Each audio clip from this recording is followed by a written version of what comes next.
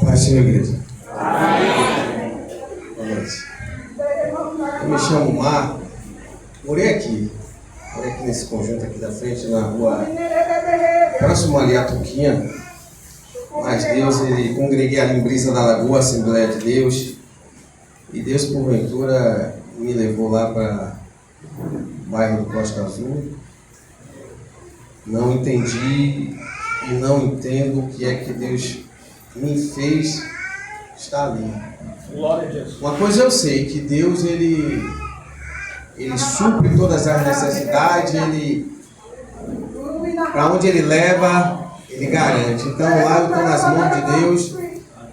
E um certo tempo na minha vida eu pensei até em parar com esse ministério. Uma vez eu falei para Deus assim, falei: Senhor, nunca mais eu vou pregar. Nunca mais eu vou falar do seu amor, só ouvir. E eu fiquei um tempo parado que nem Elias na caverna.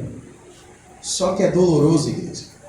É doloroso porque Deus, ele nos cobra, sabe? Nos presa desde o fio do cabelo até a unha do pé. Aleluia. E nesses últimos anos, após pandemia, Deus, ele vem colocando algo no meu coração, o desejo novamente de fazer a vontade dele, de pregar, sabe, de ministrar, de levar a palavra para Deus aí fora, as pessoas a qual não conhecem a palavra de Deus. Preguei tem 15 dias lá na congregação, no culto dos senhores, e minha irmã em diária ali, ela me convidou e eu pensei assim: não vou não.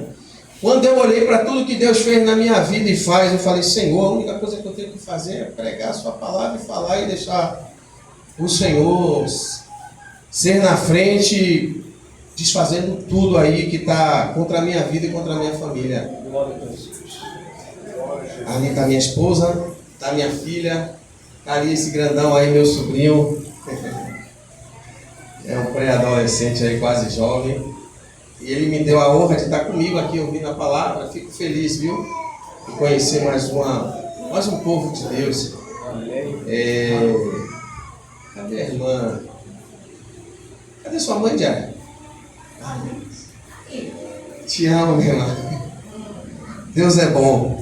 Para não ficar só nas minhas palavras, eu quero pregar no livro de Lucas. Glória. No seu capítulo 13 e no seu versículo 6. Aleluia, Deus. É o doutor Lucas. Aí depois a igreja vai lá para Amós 13:6. Lucas e Amós capítulo 7, versículo 10. Amém? Amós, o Lucas 13:6 e logo após Amós, capítulo 7, do versículo 10 em diante. Pois bem. Glória a Jesus. Amém? Então Jesus proferiu a seguinte parábola: certo homem tinha uma figueira plantada na sua vinha, e vindo procurar fruto nela, não achou, pelo que disse ao viticultor: há 3 anos venho procurar fruto nesta figueira e não acho. Pode cortá-la para que esta ela ainda ocupando inutilmente a terra. E ele, porém, respondeu: Senhor, deixa ainda este ano, até que eu escave ao redor dela e lhe ponha estrume. Se vier dar fruto, bem está, se não, mandarás cortá-la. Amós, capítulo 7, versículo 10. Então Amazias, o sacerdote de Betel, mandou dizer a Jeroboão, o rei de Israel: Amós tem conspirado contra ti no meio da casa de Israel. e a terra não pode sofrer todas essas suas palavras. Porque assim diz Amós: Jeroboão morrerá à espada, e Israel certamente será levado para fora da sua terra, em cativeiro. Então Amazias disse a Amós: Vai-te, ó vidente, foge para a terra de Judá, e ali come o teu pão, e ali profetiza. Mas em Betel, daqui por diante, já não profetizará, porque é um santuário do rei e o templo do rei. Respondeu Amós e disse a Amazias: Eu não sou profeta, nem discípulo de profeta, mas boieiro ou boiadeiro em outras traduções, e colhedor de sicômoro.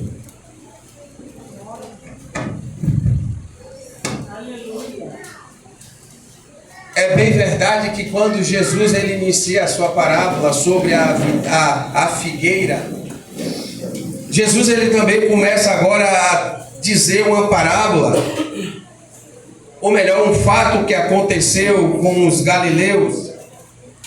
A Bíblia diz que existiam algumas pessoas da Galileia,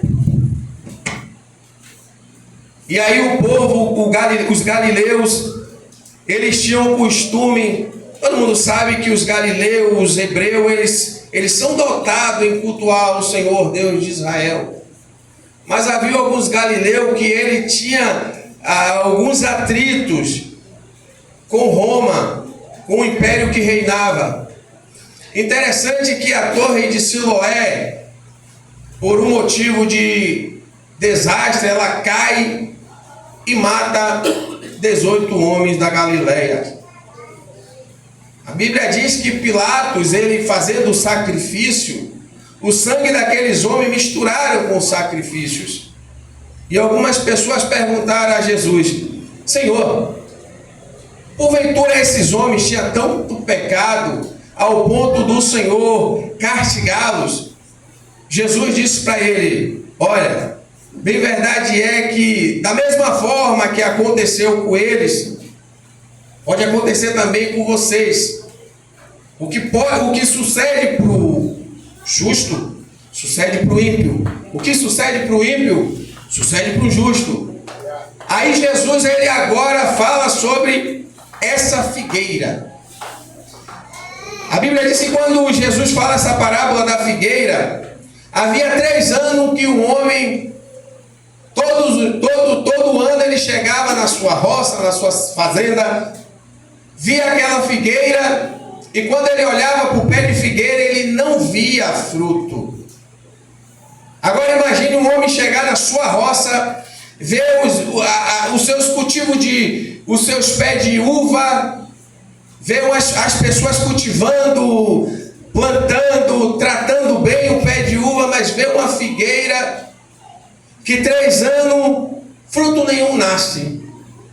Interessante que ano após ano esse homem chegava na sua roça ou na sua fazenda, e da mesma forma a figueira estava. Não nascia nem sequer um brotinho de fruto. Passou-se o 2º ano, passou-se o 3º ano, mais uma vez o dono da roça ou da fazenda viu aquele pé e disse: já basta, não tratarei mais dessa figueira, cortarei e jogarei ela fora. Aí o viticultor, um homem que estava todos os dias cultivando, mexendo na terra, arando a terra, cuidando da terra, ele diz assim para o dono da terra: Senhor, me dá mais um ano, para que eu possa agora fazer com que essa terra venha a ser estruzada. Vou preparar essa terra porque o Senhor vem ano em ano e não cuida dessa terra.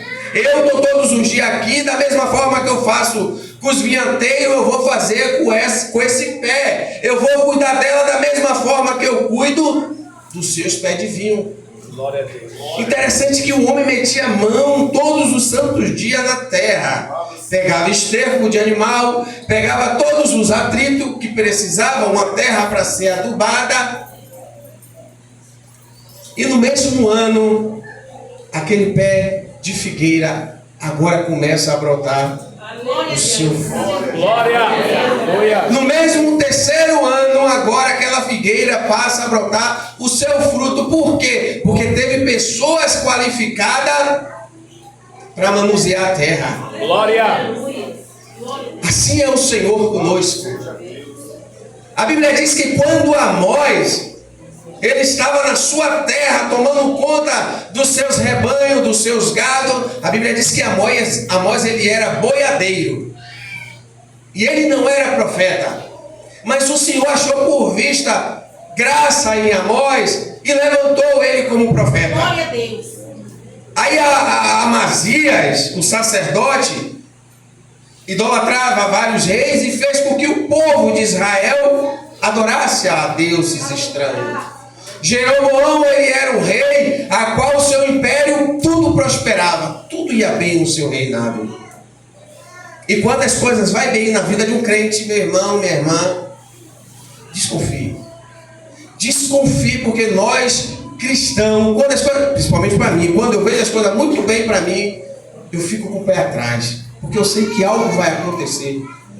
Aí Deus vai, levanta Amós e diz assim: Amós, agora você vai profetizar contra esse povo, contra esse reino, contra esse sacerdote. Você vai falar a esse povo, a qual agora está gostando da bonança, esqueceu de me adorar e passou agora a adorar outros deuses, estreitarei a terra deles. Aí Amós agora começa a pregar, a profetizar, a anunciar a palavra de Deus, dizendo para o povo: se converta, se arrependa, porque grande vem o juízo de Deus sobre essa nação. Amazias, ele pergunta assim: profeta, tu não és bem-vindo aqui. As suas pregações, as suas palavras, ele não é bem-vindo aqui, porque tudo que Amós falava era de encontro ao que o rei queria. Aí Amazias, ele fala assim: vá, coma seu pão e vá profetizar na sua cidade, porque a sua pregação não é bem-vinda aqui. Aí o profeta, ele diz assim: Amazias, eu não sou profeta, não fui filho de profeta, eu estou aqui porque o Senhor me levantou como profeta. Eu não vim de uma escola, nem sacerdotal e nem escola de profeta. O Senhor me levantou como profeta para anunciar o pecado de vocês. Amós agora começa advertindo fortemente aquele povo e aquele sacerdote. E Amós diz assim: me respeite, porque as palavras que vêm da minha boca vêm do Senhor. Aí Amós ainda adverte ele falando assim: a sua mulher, Amazias, se prostituirá na cidade, e o Senhor levará todo o povo a cativo, e você morrerás. Agora imagine um sacerdote ouvindo uma profecia de um profeta. Quantas das vezes Deus usa pessoas para profetizar ao nosso favor, ou até para nos consertar quando nós estamos desconcertados, porque o amor de Deus ele é tão grande nas nossas vidas, que por misericórdia ele sempre usa alguém. Ele sempre vai levantar pessoas para falar: meu irmão, não vá por aí, o caminho aí é difícil, não vá por aí, esse caminho é largo, mas lá na frente você vai ver o que é de perseguidores, o que é de estreitamento. Diferente do viticultor. O viticultor estava todos os dias arando a terra, cuidando da terra. Os vinhateiros tudo cheio de uva, semelhante a esse cartaz. Semelhante a esse cartaz. Mas Deus quis que uma figueira nascesse num lugar diferente dos iguais. Deus permitiu que um pé de figueira nascesse no meio de um vinhateiro, aonde só tinha cultivo de uvas. E ali no meio desses vinhateiros, Deus faz nascer agora fruto de um pé de árvore a qual 3 anos não brotava nada. Aleluia. Às vezes o processo de Deus na nossa vida demora 1 ano, 2 anos, 3 anos, 5 anos, 10 anos, 20 anos, para assim ele manifestar o poder dele ministerial como profeta, como pastor, como apóstolo, como missionário. Requer tempo. O processo de Deus na nossa vida requer tempo para manusear a palavra de Deus, para não ler de qualquer jeito, para orientar pessoas aí fora, a qual vive de qualquer jeito. Eu tenho um colega lá no trabalho que ele se converteu, ele está todo perdido. Eu falei, meu irmão, faça o seu devocional todos os dias, pegue um capítulo da Bíblia e leia. Ah, mas eu não entendo. Peça a Deus. No dia que você tiver dificuldade, tem eu, tem fulano, tem ciclano, a gente vai tentar te orientar. Porque é assim, irmãos. Para chegar lá no céu, não é de qualquer jeito. Deus até pega a pessoa aí fora de qualquer jeito para transformar aqui dentro. Se fosse sã para ser salvo, merecíamos nós estarmos aqui. Deus quer ladrão, prostituta, maconheiro, esses homens perversos a qual nós vemos fazendo essa atrocidade para consertar, meus irmãos. Mas como é que eles vão se consertar se a palavra não chegar nele? Como é que esses homens vão dar crédito se o evangelho do Senhor não chega nele? Entenda que a parábola que Jesus falava não era para todo mundo, era para os discípulos. Glória a Deus. Porque ninguém entendia. As pessoas que estavam por perto, que não eram discípulos, não conseguiam entender as parábolas que Cristo mencionava.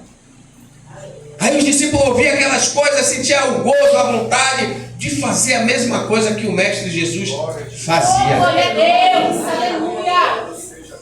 A melhor coisa na minha vida que aconteceu foi eu ter reconhecido Jesus como Salvador. Porque outra hora estava lá nesse mundo fazendo a mesma coisa que muitas pessoas fazem fora. Uma pessoa chegou para mim evangelizando, pregando para mim, eu falei, um dia eu estarei na casa do Senhor.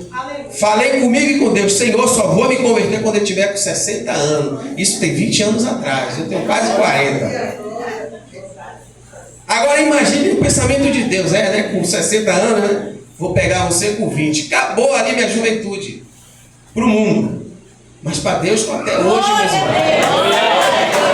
Eu falei para mim, eu só vou me converter com 60. Porque aí eu já estou velho, já estou cansado, o Senhor vai me usar como Ele quer na velhice. Mas Deus não pensa como a gente pensa. Deus não pensa e não olha para nós como nós olhamos um para o outro. Deus, Ele nos olha com um olhar especial. Não presta para Ele, para mim presta. Não presta para ela, para mim presta. É isso e aquilo, eu vou fazer dele isso e aquilo. Porque o Senhor, Ele é fiel. Nós não merecíamos nem estar aqui.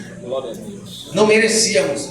Mas a graça e a misericórdia de Jesus Cristo nos permitiu essa oportunidade de proferir a palavra de Deus. Professar a palavra de Deus. O Evangelho de Deus, ele é tão lindo que quando nós começamos a ler uma coisa vai puxando para outra, outra coisa vai puxando para outra, outra coisa vai puxando para outra, até chegar no tribunal de conta do Apocalipse. Glória a Deus. Que não é de qualquer jeito que vamos entrar. A gente entrar no reino dos céus, temos que estar orando, temos que estar nos consagrando, temos que estar jejuando, temos que estar ligado com o Senhor, temos que nos desviar das tentações desse mundo. É a luta? É. Mas temos que combater isso, temos que nos afastar. No livro de Salmo, capítulo 1, versículo 1, diz assim: bem-aventurado o varão que não anda segundo o conselho dos ímpios, nem se detém no caminho dos escarnecedores. Antes, medita na lei do Senhor de dia e de noite. Por que ele diz isso? Porque o conselho de pessoas ímpias não vai valer a pena para nós cristãos. E nós temos que levar conselho de Deus para ele. Os conselhos de muitos aí fora que se diz nossos amigos, nossos colegas, só é conselho de farra. Só é conselho de perversão, como foi aqui. A torre caiu sobre aqueles 18 homens, eles não tinham pecado como o povo imaginava. Pecavam como todo mundo peca. Mas eles imaginavam que o pecado ao ponto da torre cair era um ponto terrível, que Deus puniu ele ali. Não foi nesse sentido. Foi uma tragédia que aconteceu, como um avião cai, tem crente lá dentro, templo lá dentro, cai porque Deus permitiu. Teve uma tragédia no Rio Grande do Sul, a enchente, foi um fenômeno natural, meus irmãos. Foi Deus que permitiu. Morreu crente, morreu descrente, morreu pessoas que tinham pecado, essas pessoas? Tinha. Mas imagina Deus agora olhando. Eu vou pensar que uma pessoa ímpia tem um pecado ao ponto de abominar o Senhor, e uma pessoa crente, a gente vacilamos, tropeçamos. A diferença é que nós nos dobramos e pedimos perdão a Deus todos os dias. Eles aí fora não. Eles erram, pecam e continuam pecando. A gente tropeça, Senhor, tenha misericórdia de minha vida. Senhor, tenha misericórdia de mim porque eu vacilei. Senhor, me perdoe. Nós reconhecemos. E Deus, Ele se alegra com essas coisas. A Bíblia diz que Noé, quando fez a arca, quando Deus destruiu aquela população, só ficou Noé, sua família e suas noras. E quando Deus vê os cadáveres das pessoas boiando, aí tem uma passagem que diz assim, que Deus se arrependeu de ter feito o homem. Aí tem pessoas que pegam e dizem assim, Deus se arrependeu de ter feito o homem, não era para o homem existir. Não é nesse sentido. É no sentido de Deus se entristeceu. No original, a palavra original, Deus se entristeceu com as atitudes da humanidade, do ser humano. Deus se entristeceu porque os homens casavam, assinavam esse casamento. Deus se entristeceu porque o homem não queria ouvir o servo dele quando falava. Agora, quando Noé fez o que Deus mandou, fez a arca, chamou sua família, colheu os animais para a arca, Deus se agradou porque ele fez o que era reto aos olhos do Senhor. Agora você acha que Deus, ele não se agrada de ver o povo dele na casa dele? Claro que se agrada. Antes está aqui dentro do que está aí fora no paredão, correndo o risco de receber uma balachada ou uma tragédia, como nós vemos aí várias vezes, bairro contra bairro. Mas tudo é Deus que permite. Para que nós nos achegamos mais e mais para Ele, para que nós oremos por essas pessoas mais e mais. Falta só isso aqui, igreja. Só isso aqui para Jesus voltar. Eu não vejo a hora. Tem hora que eu não suporto mais. Todo dia, toda hora, você liga a televisão, é notícia ruim. Você chega num lugar, é notícia ruim. Naquele grande dia, a gente só vai cantar, aclamar e adorar o Senhor. Santo, santo, santo, santo, santo é o Senhor. A Bíblia diz que Paulo viu coisas inefáveis lá no céu. E não foi lícito contar à humanidade, ao ser humano. Sabe por quê? O povo ia sem crédito, não ia acreditar. Aí depois Deus pega João e leva lá e vê a cidade santa, vê a rua de ouro, e nos permite ouvir e entender que há uma rua santa, há uma rua coberta com ouro, a qual nós não imaginamos nem como é esse ouro. A gente não fica pensando que é esse ouro que tem aí na terra, não. É um ouro tão refinado, igreja. Comparando com esse ouro não é nada. É só isso que Deus quer. É só isso que Deus quer. Deus levanta agora Ezequiel, o cara que era sacerdote, levanta como profeta, permite que a sua esposa morra, ainda leva ele e o povo a cativo, por amor à palavra dele. Glória. Ezequiel, o que é que tu vê? O cabra está lá no rio, Deus dá uma visão a ele, leva ele no vale de ossos secos. Veja um monte de ossos, Senhor. Pode esses ossos reviver? Ele sabia do poder de Deus. E ele diz, tu sabes, Senhor. Aí Deus fala assim, profetiza então, Ezequiel. Junta membro, carne, pele, olhos, tudo se juntaram para um só corpo. Glória a Deus. O poder da palavra de Deus é assim, querido. Para a gente poder ver o poder de Deus, temos que crer. Mas é crer ao ponto mesmo da gente perder quem nós amamos, se for possível. Deus pediu a Abraão um sacrifício quando ele leva seu filho. Ele sabia que era o filho não sabia que era ele. Agora imagine o coração de Abraão, sabendo que o filho dele ia ser entregue em sacrifício. Deus também sabia que ele não iria matar o filho dele. Mas aí a obediência e o temor de Abraão foi tão grande que ele botou o filho lá, ó, na pedra. Pegou o cutelo para sacrificar. Quando ele olha para o lado, tem um cordeiro, providência de Deus. Glória. Quando nós obedecemos, quando nós andamos em retidão com o Senhor, mesmo com os obstáculos da vida, o Senhor vai ser sempre fiel conosco. E naquele dia vai ser Assembleia Batista, Presbiteriana, Quadrangular, Universal. Quem andar com Jesus, meus irmãos, vai estar lá. Porque eles vão professar, essa igreja vai estar lá, porque está professando o mesmo Deus. A nossa luta é contra as coisas que há no mundo que o diabo tenta implantar. O que está vindo lá de Brasília, do Senado, é coisas tão terríveis, mas tão terríveis. Meus irmãos, que às vezes nós vamos parar e pensar assim, meu Deus, eu já vi de tudo e agora estou vendo mais. É tão terrível as coisas sérias, igreja. É séria. É sério, os cabras não estão brincando de ser perverso, não. Eles são perversos, eles estão criando leis para acabar com o evangelho. Um colega estava pregando em frente à lotérica lá em Paripe. O gerente mandou ele calar a boca, porque ele disse que ali era órgão público. Cala a boca, porque aqui não pode pregar. Já chegou no Brasil. Já chegou no Brasil. Antigamente você podia pregar em qualquer lugar. Ia e vinha, ouvia pessoas pregando. Hoje estão mandando a gente calar a boca. Porque o diabo, ele não brinca de ser diabo. Verdade. As mesmas artimanhas do passado, ele usa hoje. Só muda o século. Só muda o tempo. Mas o diabo não brinca de ser diabo. Ele continua sendo diabo. Ele veio para roubar, matar e destruir. A Bíblia diz assim, o ladrão veio para roubar, matar e destruir. Mas esse ladrão representa o diabo. A Bíblia não diz o diabo veio para roubar, matar e destruir. Diz o ladrão veio para roubar, matar e destruir. Quem representa o ladrão? Satanás. A gente temos que cada vez mais estar alicerçado com Jesus. Está firme na presença de Jesus. Está doendo, continua na presença de Jesus. Não desista não, igreja. Não desista não. Aí o Senhor vai fazer nas nossas vidas como fez com a figueira.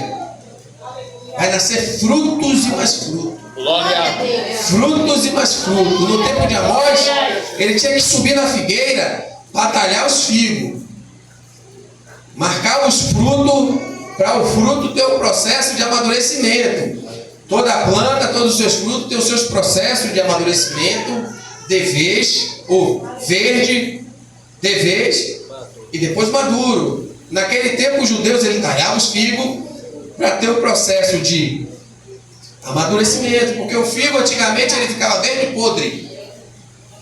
Aí quando tinha as chuvas, as partículas da chuva entravam nos figos e fazia o processo de amadurecimento de dentro para fora. E Deus ele vai fazer e vai continuar fazendo com nós. Vai nos amadurecer de dentro para fora, para que a sociedade, quando vê a gente passando, verdadeiramente ali é um servo de Deus. Verdadeiramente ali é uma serva de Deus. Verdadeiramente aquele cabra ali é crente. Nós temos que ouvir isso. Não ouvir isso aqui, ó. Ali é um crente Raimundo. Ali é uma crente Raimunda. Eu já estou ouvindo isso, igreja. Infelizmente, eu já escuto isso. E eu fico triste. Porque tem pessoas que às vezes vacila, continua vacilando e fica tomando as mesmas atitudes das pessoas que não são evangélicas daí de fora. Porque se ele vacilar, tropeçar e pedir perdão, eu tenho certeza, mas certeza, que Deus ele vai mudar o quadro. Deus vai mudar, sabe por quê? Porque Deus nos conhece por dentro e por fora. Glória. Antes da gente pecar, Deus já sabe. Antes de cometer qualquer coisa, Deus já sabe. Mas ele dá aquela opção assim, ó. Lembra dos dois caminhos? O da bênção e o da perdição, o da maldição, e ele ainda diz assim, ó, corre pelo da bênção, porque o da maldição, você já está indo para a maldição, e o da bênção, vamos correr para a bênção. Glória a Deus. A coragem que nós tínhamos no mundo, temos que ter na casa do Senhor. O cabra está lá fora armado, minha irmã, se a gente morrer com Cristo é lucro, mas tem que pregar para eles. Meu irmão, me dê só uma oportunidade, dá um legal para ele, se não puder dar um legal, pega na mão dele. Meu irmão, deixa eu falar só um versículozinho da Bíblia, pega um folhetozinho daquele que está escrito, ó. Dá uma meditadazinha antes de dar, para não dar de qualquer jeito e ficar em vão ali, só as palavras. Meu irmão, a Bíblia diz aqui, ó, que Deus veio para dar vida, a vida com abundância. Dá a sua vida a Jesus, meu irmão, para você ver o diferencial que Ele vai fazer na sua vida. Sabe por quê? Eles estão cegos. Eles estão numa boca de fumo, eles estão se prostituindo. Eles estão cegos, eles estão que nem Paulo. Quando a escama cair dos olhos e ele vê que tudo que ele fez não agradava a Deus, aí ele vai falar, Senhor, o bem que eu não quero fazer, o mal que eu não quero, eu faço. Aí Deus vai falar assim, Paulo, a minha graça te basta. Glória a Deus. É só a graça de Deus. Quando pegarmos esses cabras e evangelizar para ele, você vai ter respeito, ele vai te respeitar. Eles vão te respeitar. Eliseu passou, uma certa mulher e seu esposo via o cabra passando e diz assim, verdadeiramente, esse homem é um homem de Deus, prepararei um quarto para ele. E nós não vemos mais essa recepção no nosso meio.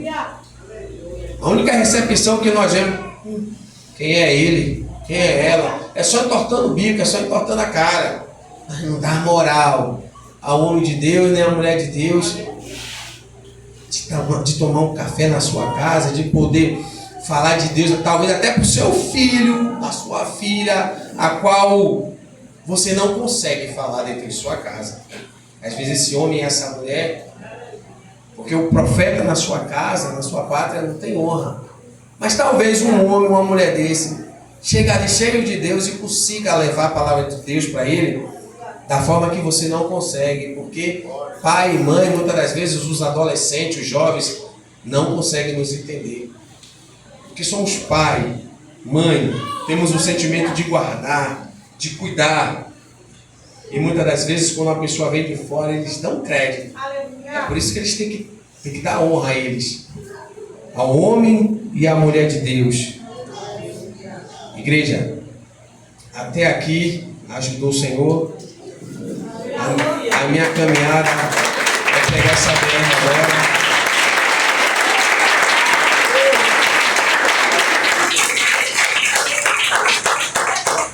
É pegar essa BR, porque minha filha ela tem problema de cansaço. Esses dias a gente passou um pouquinho de dificuldade dormindo, porque tem que acordar, não pode deixar se engasgar com a tosse. E eu estou de moto. Até aqui nos ajudou o Senhor. Talvez a igreja esperasse, sabe, um Pentecoste, mas Glória a Deus. Deus ele me usa dessa forma. Glória! Talvez, quem sabe, em uma outra oportunidade, o Senhor use Aleluia, glória a de Deus. forma. Eu gosto do mover, eu gosto do agir. Sou pentecostal também. Talvez a igreja me viu quieto, sério, porque assim, a gente está chegando em uma casa, a gente tem que se comportar. Glória a Deus. Talvez, quem sabe, da próxima oportunidade eu dê lugar ao Senhor da forma que eu gosto mesmo. Já me sinto em casa já. Glória. Obrigado. Deus abençoe.